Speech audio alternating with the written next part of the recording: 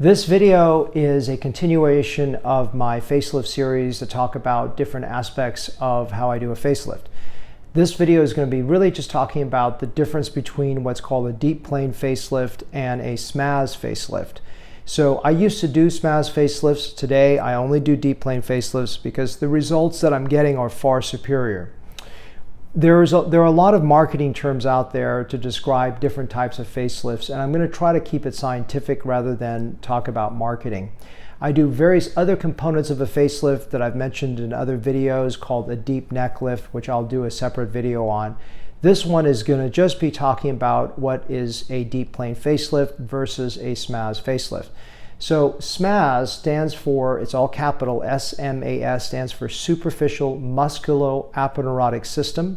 And a SMAS facelift is very similar to a deep plane facelift in that the SMAS is what is elevated, not the skin. So a lot of people think it's a skin pull, but really no one has done a skin pull since maybe 1970 because pulling the skin does not lead to any results. It just leads to a scar. So a thread lift is really a skin pull. It doesn't lift any of the really suspended tissue, so there's really no benefit. But of course, the thread lift doesn't lead to a scar because you don't remove skin. Because if you just remove skin under tension and close it, you'll have a widened scar with no real elevation of any of the tissues. So what is a SMAS lift to begin with? So a SMAS lift is basically you elevate the skin, you expose that SMAS tissue, and then you just tighten it up. What is the SMAS tissue? So the SMAS tissue, that is, again, a component of elevation for both techniques, that superficial musculoaponeurotic system. Basically, it's a confluence of collagen that is the heavy lifting area that you can suspend and pull that tissue up. That SMAS is the superficial component of a deeper tissue called the parotid fascia, and that's, or parotomasseteric fascia, which is the below it. And between the SMAS and this parotomasseteric fascia is the deep plane. So with the SMAS, all you're doing is just pulling up on that tissue with no release of any tissues. You're just pulling up on that tissue and tightening it. And you can do application or imbrication where you can either remove a little bit of the redundancy here and pull it up. And that is basically a component of just a SMAS lift. You're just pulling up and elevating and suspending those deep tissues. With a deep plane facelift, the difference is, again, you're lifting the same tissues, but you're releasing ligaments. So what are ligaments? They're areas that are binding the tissue from elevation.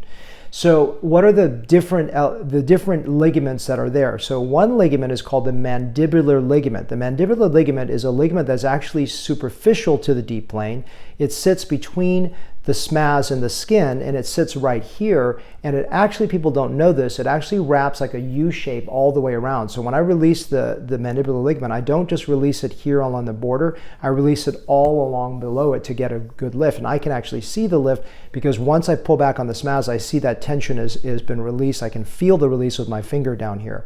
So this mandibular ligament is really important to get a really good jowl elevation, and that's a component that's very, very important to the procedure.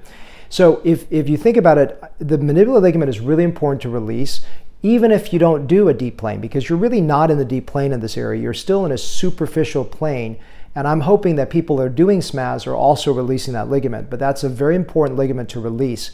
And that ligament is a ligament that helps define and create a much better anterior jawline. The second ligament is also not quite deep plane, if you will, but I don't think a lot of people that are doing SMAS are doing this. Essentially what it is called the posterior retaining ligament.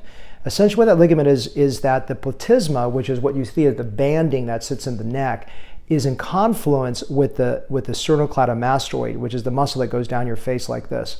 And that connection between the platysma and the sternocleidomastoid needs to be divided. And then that platysmal component can be then overwritten onto the mastoid or onto the sternocleidomastoid muscle. So that posterior retaining ligament is a second ligament that is borderline deep plane. It is actually, it's basically the entry of the deep plane. So the difference would be someone doing a SMAS may divide that, they may not, but the deep plane person is actually going below it and all the way down into the neck to release the connection between the platysma and the deeper structures.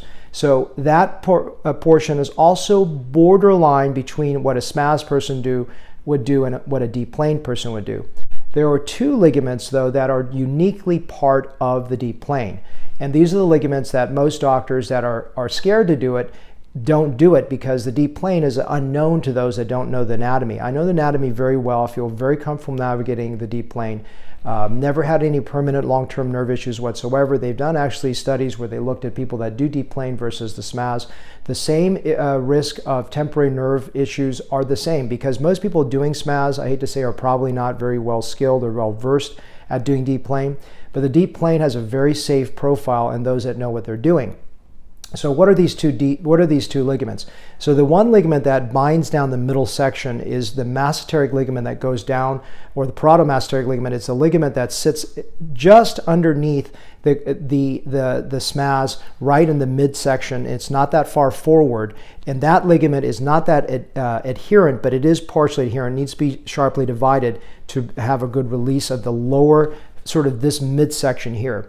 The zygomatic ligament sits about 4.5 centimeters anterior to the tragus, right up across here, and that zygomatic ligament is a ligament that's the farthest forward out and is the deepest one, and that one needs to be released to get a good mid-face elevation. And I believe once you've released not only the mid-face, you also get a good release of the entire jawline and deeper tissues as well.